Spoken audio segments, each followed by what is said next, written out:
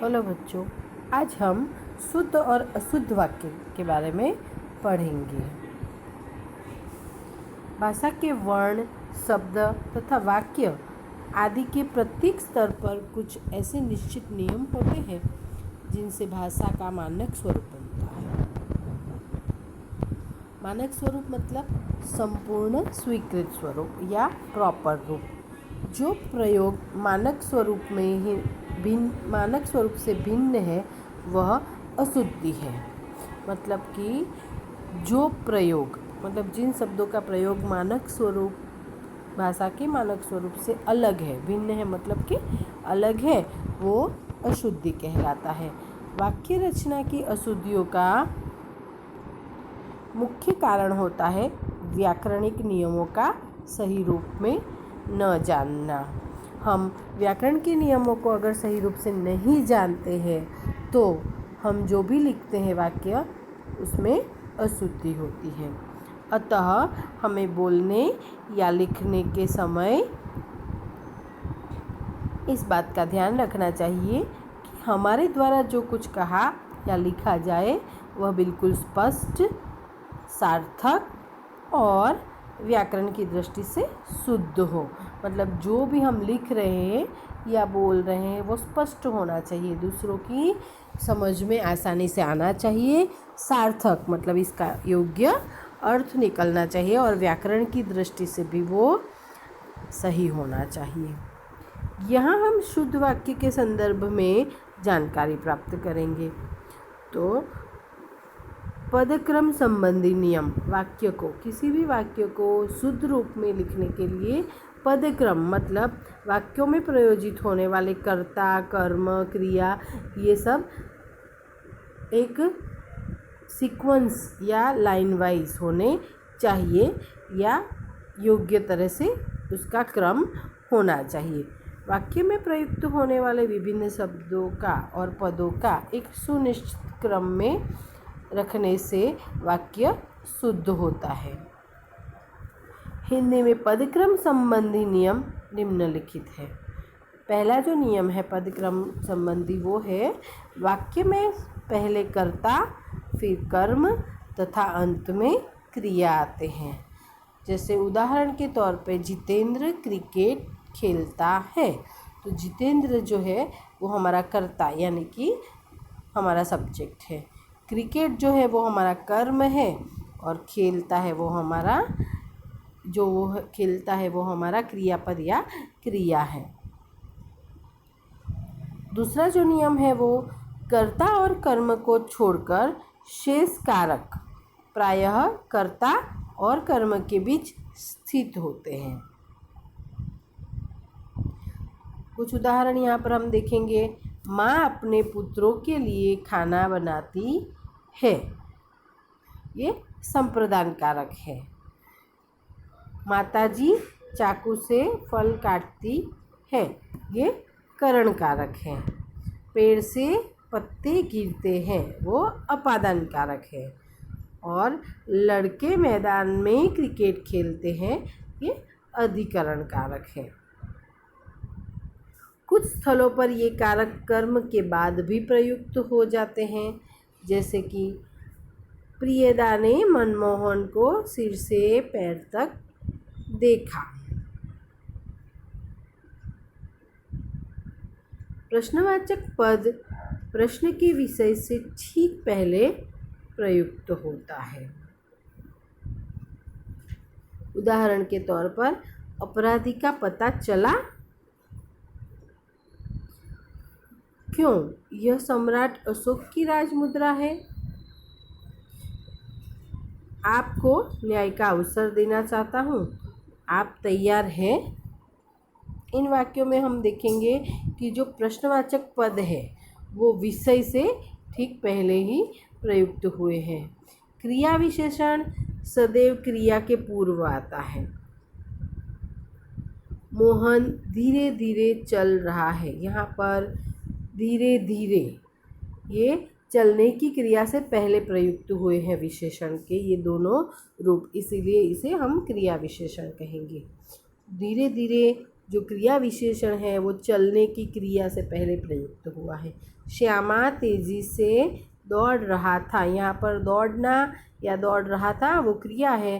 कैसे दौड़ रहा था? तो तेजी से। तो तेजी से जो है वो हमारा विशेषण है और यह क्रिया से पहले प्रयुक्त हुआ है, इसीलिए हम इसे क्रिया विशेषण कहेंगे। पांचवा जो पॉइंट है, वाक्य के विभिन्न पदों के बीच तर्क संगति होनी चाहिए। उदाहरण, छात्रों ने गुरुजी को एक फूलों की माला पहनाई। ये जो वाक्य है वो अशुद्ध वाक्य है। इसकी जगह शुद्ध वाक्य क्या होगा? छात्रों ने गुरुजी को फूलों की एक माला पहनाई। छात्रों ने गुरुजी को एक फूलों की माला पहनाई, ये गलत होता है। एक फूलों मतलब एक जो शब्द है यहाँ पर फूल के लिए यूज हुआ है। जब हम फूलों की एक माला पहनाई तो वो एक जो वर्ड है वो माला के लिए प्रयुक्त हुआ है। दूसरा जो उदाहरण है, यहाँ शुद्ध गाय का दूध मिलता है। यहाँ पर शुद्ध विशेषण है पर वो गाय के आगे प्रयुक्त हुआ है, इसलिए ये गलत है और अशुद्ध वाक्य है। गाय का शुद्ध दूध यहाँ मिलता है। यहाँ पर जो शुद्ध शब्द है वो दूध के आगे है, मतलब वो दूध के लिए प्रयुक्त किया गया है, इसलिए ये शुद्ध है। छठा जो पॉइंट है, न या नहीं का नकारात्मक अर्थ में प्रयोग क्रिया से पहले होता है। जैसे कि उदाहरण में देखेंगे, शिक्षक महोदय घर पर नहीं मिलेंगे। शिष्य क्षमा नहीं मांगेगा। यहाँ पर न और नहीं, यहाँ पर नहीं शब्द का उपयोग हुआ है नकारात्मक या ना का भाव बताने के लिए और वो क्रिया से पहले प्रयुक्त हुआ है। सातवां जो है, आग्रह के लिए न अव्यय का प्रयोग वाक्य के अंत में होता है। जैसे कि उदाहरण में देखेंगे, चलोगे ना, मतलब यहाँ पर चलने के लिए आग्रह किया जा रहा है और इसीलिए न जो है वो वाक्य के अंत में प्रयुक्त हुआ है। और वाक्य के अंत में जब न प्रयुक्त होता है तब उसका अर्थ नहीं नहीं होता है, वो आग्रह के लिए प्रयुक्त होने वाला अव्यय बन जाता है। तुम भी जाओ ना, तो यहाँ पर जो न वाक्य के अंत में प्रयुक्त हुआ है वो अव्यय है, ना कि इसका नकारात्मक रूप है। अब पदक्रम संबंधी के बाद अन्वय संबंधी नियम। अन्वय अर्थात मेल या अनुरूपता, मतलब दूसरों के साथ उसका मेल या अनुरूपता कैसी है। वाक्यों के पदों की क्रिया का उसके लिंग, वचन, काल और पुरुष के अनुरूप होना अन्वय कहलाता है। अन्वय संबंधी नियम निम्नलिखित है। पहला जो नियम है वो, जब कर्ता और कर्म विभक्ति सहित होते हैं तो क्रिया सदा पुल्लिंग एक वचन में रहती है। जैसे उदाहरण में हमें सही और गलत दोनों वाक्य दिए हैं। तो पहला उदाहरण है, माँ ने लड़की को बुलाई। ये सुनते ही हमें पता चलता है कि ये गलत वाक्य है, तो सही वाक्य क्या होगा? माँ ने लड़की को बुलाया। बुलाई नहीं होता है, लड़की को बुलाया। तो दूसरा है वो, क्या आपने मीना को पहचानी? तो इसका सही वाक्य होगा, क्या आपने मीना को पहचाना। मतलब यहाँ पर कर्ता और कर्म विभक्ति के साथ है, इसीलिए हमेशा क्रिया पुल्लिंग में है। क्रिया जो है बुलाना, पहचानना, ये दोनों, पहला जो वाक्य उदाहरण का है उसमें गलत अशुद्ध वाक्य है, उसमें बुलाई और पहचानी स्त्रीलिंग शब्द है, इसीलिए वह अशुद्ध वाक्य है। सही वाक्य में बुलाया और पहचाना पुल्लिंग शब्द है, इसीलिए वो शुद्ध है। दूसरा जो नियम है, भिन्न भिन्न लिंगों की दो या अधिक व्यक्तिवाचक या जातिवाचक संज्ञाएं एक वचन में आए तो क्रिया अक्सर पुल्लिंग बहुवचन में आती है। भिन्न भिन्न लिंग मतलब अलग अलग, स्त्रीलिंग और पुल्लिंग। जैसे उदाहरण में हम देखेंगे राम लक्ष्मण और जानकी। तो राम और लक्ष्मण पुल्लिंग है और जानकी मतलब कि सीता जो है वो स्त्रीलिंग है। तो राम लक्ष्मण और जानकी वन में गए। दूसरा जो है गाय और बैल चर रहे हैं। यहाँ पर गाय स्त्रीलिंग शब्द है, बैल पुल्लिंग शब्द है, तो दोनों विभिन्न लिंग के हैं, इसीलिए हमारी क्रिया यहाँ पर पुल्लिंग बहुवचन में आ रही है। चर रहे हैं मतलब बहुवचन के लिए प्रयुक्त होता है यह। राजा और रानी नगर में गए। जंगल में भालू, शेर और लोमड़ी रहते हैं। भालू और शेर पुल्लिंग शब्द है, लोमड़ी स्त्रीलिंग शब्द है, इसलिए क्रिया जो है रहने की वो पुल्लिंग बहुवचन मतलब रहते हैं। तीसरा जो नियम है, यदि कर्ता का लिंग अज्ञात हो, मतलब कि हमें पता न हो कि कर्ता कौन से लिंग में है, तो क्रिया पुल्लिंग में प्रयुक्त होती है। जैसे कि तुम्हारा खर्चा कौन चलाता है, यहाँ पर तुम्हारे में स्त्रीलिंग भी हो सकता है, पुल्लिंग भी हो सकता है, इसीलिए हमारी जो क्रिया है वो पुल्लिंग में ही आएगी। अब तुम्हारा खर्चा कौन चलाता है, इसमें हमें लिंग पता नहीं है। चौथा जो नियम है, आदरार्थक एकवचन कर्ता के लिए क्रिया बहुवचन में प्रयुक्त होती है। आदरार्थक मतलब जो महान व्यक्ति होते हैं, जैसे कि गांधी जी, जवाहरलाल नेहरू, ये सब। तो उदाहरण में हमें दिया है, तो जैसे आदरार्थक एकवचन मतलब कोई एक महान व्यक्ति के लिए जब क्रिया प्रयुक्त होती है तो वो बहुवचन में प्रयुक्त होती है। जैसे गांधी जी महान नेता थे। गांधी जी का नाम हम मान सम्मान के साथ लेते हैं, इसलिए आदरार्थक एकवचन है और उसके लिए प्रयुक्त होने वाली जो क्रिया है महान नेता थे, तो हमेशा ही बहुवचन में प्रयुक्त होती है। पांचवा जो नियम है, आंसू, दर्शन, दाम, प्राण, लक्षण, समाचार, हस्ताक्षर, होश, ओट, बूंद, लोग आदि शब्दों के साथ क्रिया बहुवचन में प्रयुक्त होती है। जैसे उसके आंसू रुकते ही नहीं, मेरे प्राण संकट में आ गए, विवाह के शुभ समाचार मिले, लोग तो बात बनाते रहते हैं। यहाँ पर आंसू, प्राण, समाचार, लोग, ये सब हमेशा ही बहुवचन में ही इसकी क्रिया प्रयुक्त होती है।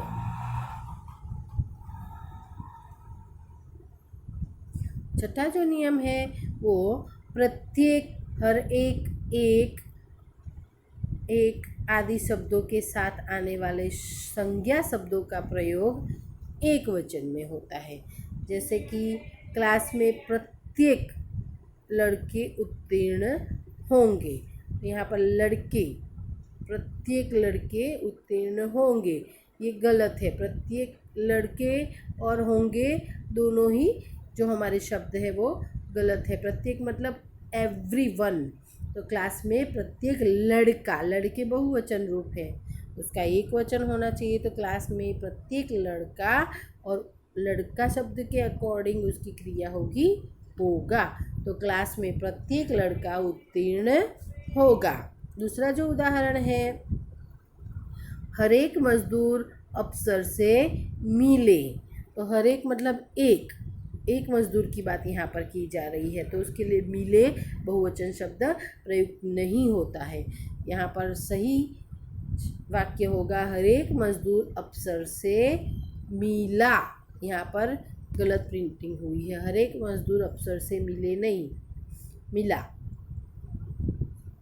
आपके भाषण के एक एक शब्द तुले हुए थे, तो एक एक शब्द, एक शब्द के लिए मतलब प्रत्येक शब्द, तो उस एक वचन के लिए तुले हुए नहीं आना चाहिए, तुला हुआ आना चाहिए। तो सही वाक्य होगा, आपके भाषण का एक एक शब्द तुला हुआ था। सातवां जो नियम है वो है संज्ञा के लिंग के अनुसार ही सर्वनाम का प्रयोग किया जाता है। मतलब संज्ञा या जो नाम है उसका जो लिंग होता है, अगर वो स्त्रीलिंग है तो उसके अकॉर्डिंग उसका सर्वनाम प्रयुक्त होना चाहिए, और अगर वो पुल्लिंग है तो उसके हिसाब से उसका सर्वनाम प्रयुक्त होना चाहिए। जैसे तुम्हारी स्कूल कहाँ है, तो ये गलत वाक्य है। स्कूल शब्द जो है वो पुल्लिंग शब्द है, तो तुम्हारा स्कूल कहाँ है।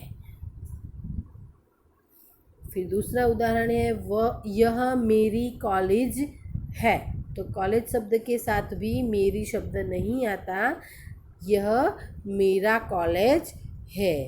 उसका देह दुर्बल है, देह मतलब काया, जो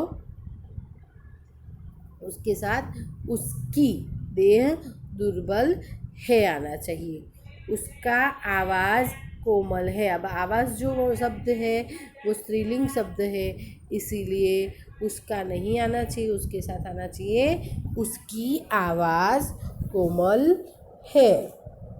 आठवां जो नियम है वो है संज्ञा के लिंग के अनुसार ही विशेषण का प्रयोग किया जाता है।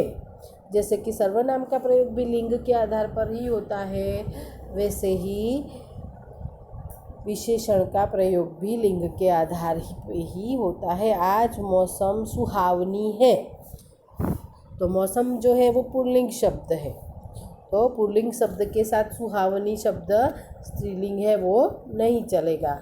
आज मौसम सुहावना है, आज मौसम सुहावनी है, ये बिल्कुल गलत वाक्य है।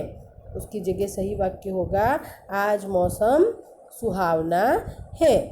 दूसरा जो उदाहरण है आजकल कपास महंगा है, सही वाक्य होगा आजकल कपास महंगी है। उसका नाक लंबा है, उसका नहीं, सही वाक्य होगा उसकी नाक लंबी है। पीतल पीली होती है, पीतल धातु है जो कि पुल्लिंग शब्द है, तो पीतल पीला होता है। पीतल का कलर या रंग पीला होता है, तो कलर के या रंग के हिसाब से भी देखिए वो भी पुल्लिंग ही शब्द है। नौवां जो नियम है संज्ञा के लिंग के अनुसार ही क्रिया का प्रयोग भी किया जाता है। जैसे कि सर्वनाम का हमने देख लिया, सर्वनाम विशेषण और क्रिया ये तीनों लिंग के आधार पे ही प्रयुक्त होती है। जैसे लिंग बदलता है इन तीनों का रूप भी बदल जाता है। तो कुछ सही और गलत उदाहरणों का हम अभ्यास करेंगे। मेरी आम सड़ी हुई है, तो आम जो है वो पुल्लिंग शब्द है, तो उसके लिए मेरी शब्द प्रयुक्त नहीं होता, मेरा आम सड़ा हुआ है, ये हमारा सही वाक्य है। तुमने झूठ क्यों बोली, ये गलत वाक्य है। तुमने झूठ क्यों बोला, ये सही होता है। आत्मा नहीं मरता, आत्मा जो है वो स्त्रीलिंग शब्द है, इसीलिए उसके लिए मरता शब्द नहीं आएगा, उसके लिए मरती शब्द आएगा। आत्मा नहीं मरती। बर्फ 1 रुपये किलो बिकता है, बर्फ जो कि स्त्रीलिंग शब्द है, तो उसका सही वाक्य होगा बर्फ 1 रुपये किलो बिकती है। 10वां जो नियम है संज्ञा के लिंग के अनुसार ही उसकी संबंध विभक्ति मतलब का, की, कु, के, ये सब विभक्तियाँ है जो दो शब्दों को जोड़ने का काम करती है, उसका प्रयोग भी मतलब कि विभक्ति का प्रयोग भी लिंग के आधार पर ही होता है। जैसे परमात्मा का महिमा अपार है, तो परमात्मा का नहीं, परमात्मा की महिमा अपार है। बम्बई की बाज़ार अच्छी है, बम्बई की नहीं, बम्बई का बाज़ार अच्छा है। उसमें मुकाबला करने का सामर्थ्य नहीं है, तो सही वाक्य होगा उसमें मुकाबला करने की सामर्थ्य नहीं है। मुझे केवड़े की शरबत पसंद है। तो केवड़े की नहीं, केवड़े का सही वाक्य होगा मुझे केवड़े का शरबत पसंद है। अब हमने पदक्रम संबंधी देखा। अब अन्य नियम जो है उसमें है विभक्ति संबंधी नियम। तो विभक्ति लगाने पर यह, ये, वह, वे, कौन, जो, कोई सवर्नाम के रूप बदल जाते हैं। जैसे कि विभक्ति रहित रूप मतलब कि यह, और विभक्ति लगने पर जो रूप है उसका वो बदल जाता है, यह का इस हो जाता है। अब विभक्ति रहित में ये आएगा तो विभक्ति लगाने पर इन हो जाएगा, और विभक्ति रहित में वह का विभक्ति के साथ उस हो जाएगा, वे का उन हो जाएगा, कौन का किस और किन हो जाएगा, जो का जिस और जिन हो जाएगा, और कोई का किस और किन हो जाएगा। इस प्रकार विभक्ति लगाने पर रूप बदल जाता है। जैसे उदाहरण में हम देखेंगे कि यह घर में कौन रहता है, ये गलत वाक्य है। सही वाक्य होगा इस घर में कौन रहता है। ये लोगों में एकता नहीं है, ये सही वाक्य बिल्कुल भी नहीं है। ये लोगों की जगह यहाँ पर इन लोगों में एकता नहीं है आएगा। वह आदमी को दौलत का घमंड नहीं है, उस आदमी को दौलत का घमंड है।